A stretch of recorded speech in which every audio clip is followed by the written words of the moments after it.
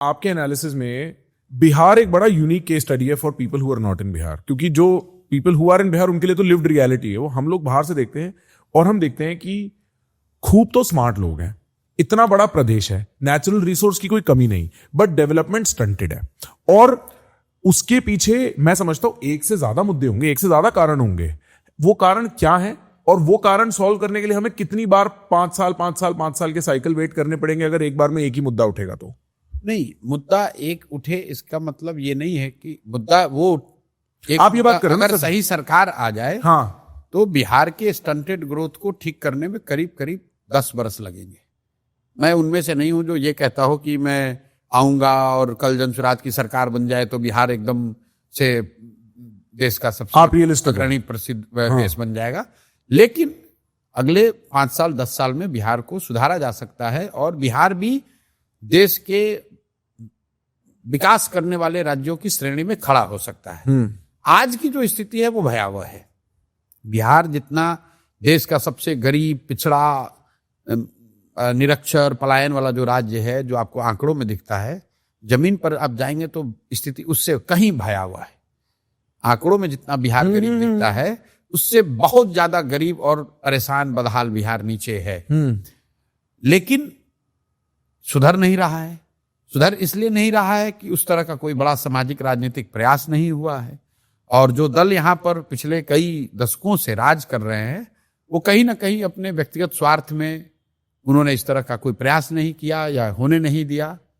लेकिन मेरा ऐसा मानना है, जो आपने कहा, कि बिहार में लोगों की समझ में कोई फेर नहीं है। लोगों की चेतना थोड़ी दब गई है। जब आप बहुत लंबे समय तक अंडर परफॉर्म करते हैं, गरीबी बदहाली में रहते हैं, तो इमेजिनेशन कटेल हो जाती है और बहुत लोग आपको बेवकूफ समझने लगते हैं। सही बात। वही हाल बिहार के लोगों की है। लोग बिहारी मतलब बुर्बक, बिहारी मतलब अनपढ़, लोग समझते हैं बिहार में लोगों को समझ नहीं है। ऐसी बात नहीं है। ये राज्य ज्ञान की भूमि रहा है। देश का गौरवशाली इतिहास है, देश के अन्य भागों का भी बड़ा गौरवशाली इतिहास है। लेकिन अगर आप हिस्ट्री को बहुत ध्यान से देखेंगे तो सभी राज्यों में भी बिहार का, अगर सिर्फ अतीत की बात हो तो सबसे गौरवशाली इतिहास बिहार का रहा है। In many ways it is very true. सबसे गौरवशाली इतिहास रहा है। लेकिन ये कालखंड है, पिछला 40, 50, 60 साल बिहार के लिए बहुत दुखद और कष्टदायक रहा है।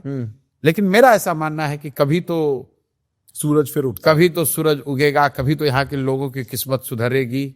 और अगर वो सुधरनी है तो प्रयास तो लोगों को यहीं पर करना पड़ेगा। हम लोग उस प्रयास में एक तरीके से कैटलिस्ट की भूमिका में हैं, अपनी जिम्मेवारी समझ के इसको कर रहे हैं।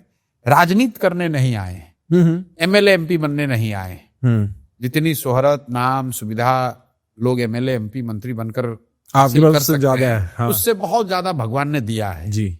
और ये कोई अहंकार का विषय नहीं है। ये self awareness that makes me only humble and to some extent responsible, कि अगर हम लोग यहीं जमीन से उठकर कुछ हासिल कर लिए हैं और अगर मैं अपने राज्य, अपने लोगों, अपनी मिट्टी को सुधार के, लोगों की जिंदगी को सुधारने के लिए प्रयास नहीं करूंगा तो कौन करेगा? कई लोगों को लगता है अरे आया है मुख्यमंत्री बनने आया है, उनको कोई समझ नहीं है। मेरे भाई, अगर मंत्री बनना होता तो 2015 में तो मैं चुनाव यहां जीत गया था। 190 सीट आई थी। मैंने बैठ के नीतीश कुमार के साथ कैबिनेट बनवाया, मैंने 7 निश्चय की परिकल्पना कराई, मैंने बिहार विकास मिशन की स्थापना करवाई। चाहता मैं भी बन जाता यहीं पर। मैं एक दिन भी नहीं रहा, मैं चला गया छोड़ के। मेरी कभी दिलचस्पी इसमें नहीं थी कि बिहार में मैं कोई पद लेकर यहाँ राजनीतिक ओहदे पर बैठूं।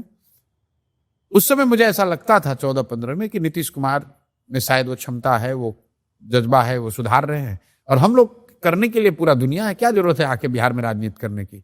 लेकिन एक समय आया 2019-20 कोविड के बाद से 1 साल के मेरे जीवन का भी रिफ्लेक्शन का, जो मैंने बिहार और बिहारियों की जो दुर्दशा देखी और कहीं ना कहीं एक तरीके से नीतीश कुमार के सुशासन का जो पर्दाफाश देखा, उनकी इनसेंसिटिविटी देखी, उनकी संवेदनहीनता देखी, तो लगा कि नहीं, ये बिहार में जाकर अगर हमारे जैसा व्यक्ति हिम्मत करके कुछ नहीं करेगा तो कोई हिम्मत नहीं कर पाएगा। इसलिए यहाँ वापस आए हैं और बिल्कुल संकल्पित हैं।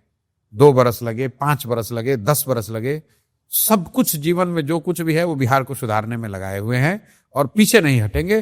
कई लोग हमको कहते हैं भैया बड़ा कठिन काम ले लिए। मेरे घर वाले, मेरे दोस्त मित्र, जानने वाले, सहयोगी सब यही कहते हैं ये तो बहुत कठिन काम आपने ले लिया है। मैं कहता हूं भाई कठिन है इसलिए मुझे करना है, कोई दूसरा नहीं हिम्मत करेगा इसलिए मुझे करना है। It is only meaningful when it is difficult. Yes, I think मैं इसको करते हुए हार जाऊं, पराजित हो जाऊं, तो मैं हमेशा कहता हूं कि अभिमन्यु चक्रव्यूह में फंस के मर भी गए तो ये दुनिया अभिमन्यु की कहानी और गाथा गाती है, जिसको घेर कर मारने वालों की गाथा नहीं गाई जाती है।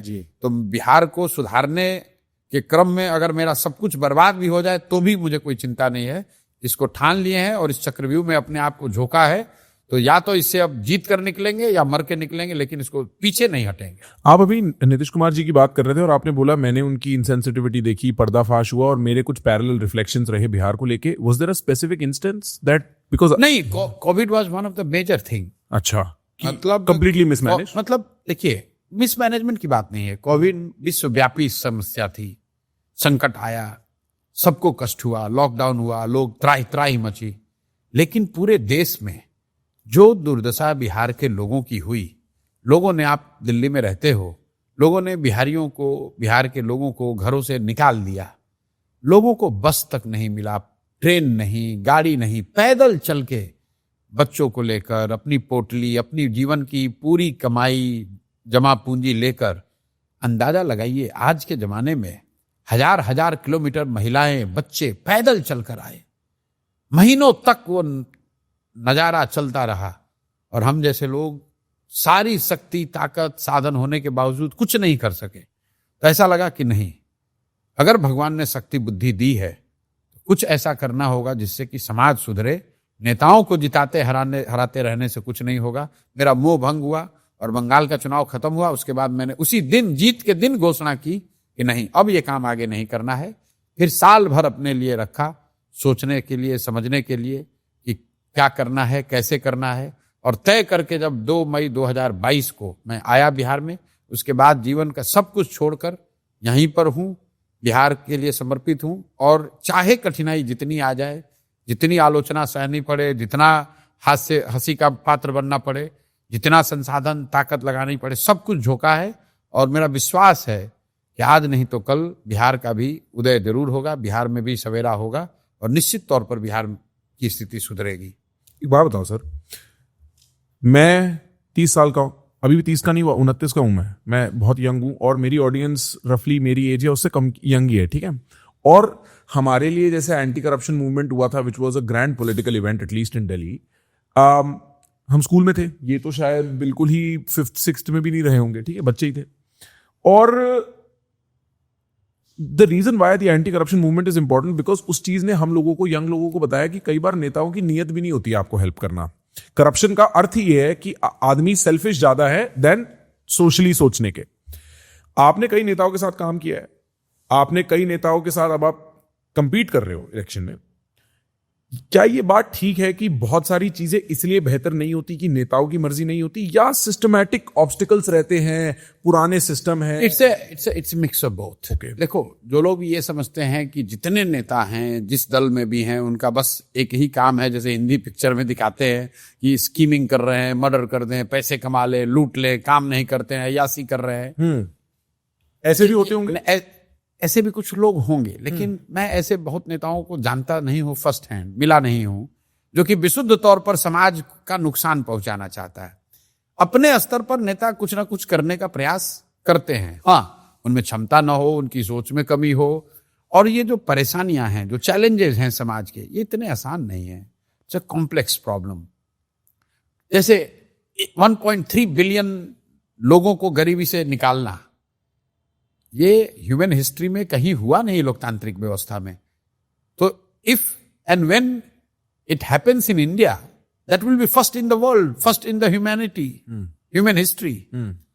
तो कई बार चैलेंजेस इतने बड़े हैं कि नेता या व्यवस्था चाहकर भी उसको एकदम त्वरित उसमें परिवर्तन नहीं कर सकते हैं। कई बार उनकी क्षमता का भी असर है और कई मायनों में, कई जगहों पर उसकी नियत का भी दोष है। लेकिन इन majority of cases it is mix of all three. समस्याएं बहुत बड़ी हैं। ठीक।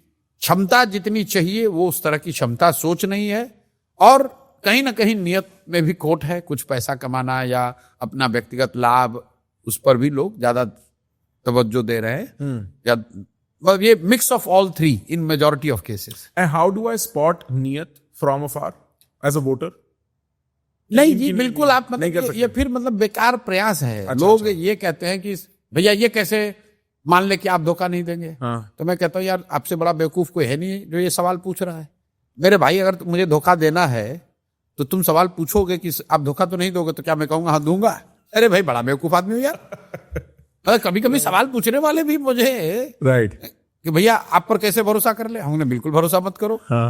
लेकिन लोकतंत्र ने आपको एक बहुत अच्छी व्यवस्था दी है। वो व्यवस्था है कि जिस व्यक्ति, जिस दल, जिस नेता, जिस विचारधारा पर भी आपका भरोसा हो या आप करना चाहो, वो आप कीजिए। लेकिन वो भरोसा, वो वोट सिर्फ 5 बरस के लिए है। 5 बरस में अगर वो व्यक्ति, वो दल आपके भरोसे पर खरा नहीं उतरता है, तो लोकतंत्र आपको सिखाता है कि जितनी मजबूती से आपने उसकी मदद की है, उतनी ही मजबूती से उसका विरोध भी कीजिए। 5 बरस का समय आपका जीवन नहीं बर्बाद कर सकता है। गलती तब होती है जब आप लगातार वही गलती दोहराते चले जा रहे हैं। जैसे बिहार में 30 बरस से आप बदल ही नहीं रहे। अगर आप 5 बरस में अकाउंटेबिलिटी के आधार पर निर्णय लेंगे, अपने हित को देखकर निर्णय लेंगे, सही वोट करेंगे, तो 2 बार अगर गलती भी कर दे, दोनों बार गलती कर दे, तो भी एक बेहतर आउटकम आपको मिलेगा। क्योंकि नेताओं के मन में ये डर रहता है, सरकार जो चला रहा है उसको डर है कि मैं काम नहीं करूंगा तो अगली बार जनता हटा देगी। ठीक बात। सबसे ज्यादा एनार्की वहां होती है जहां नेताओं ने ये मान लिया है कि मैं काम करूं चाहे ना करूं, हमको वोट मिलेगा ही मिलेगा। जैसे बिहार है, नेताओं ने मान लिया कि भाई काम करे ना करे, हमारा जात वाला है तो हमको वोट देवे करेगा। हिंदू मुसलमान करने वाली पार्टियों ने मान लिया कि भाई काम करे ना करे, चुनाव के समय हिंदू मुसलमान करेंगे, वोट देवे करेगा। लोकतंत्र में जरूरी इस बात की जरूरत नहीं है कि आप बहुत रिसर्च कीजिए और कोई आपके पास क्रिस्टल बॉल हो कि कौन नेता सही है कौन गलत है। लोकतंत्र में इस बात की जरूरत है कि आप जिस पर भी भरोसा करते हैं उसको वो भरोसा 5 साल के लिए रखिए। अगर 5 साल में वो भरोसे के लायक आदमी नहीं रहा, वो भरोसे पर खरा नहीं उतरा, उसको पलटिए, किसी दूसरे को दीजिए। जब आप रिपीटेड गलती करते हैं तभी आपके जीवन में कठिनाई बढ़ती है। ब्रदर, ये क्वेश्चंस और ये पॉडकास्ट सुन के आपके भी दिमाग के चक्षु खुले ना, सो subscribe to this so that you can watch our podcast in small bits and clips while you are busy and wasting your life away.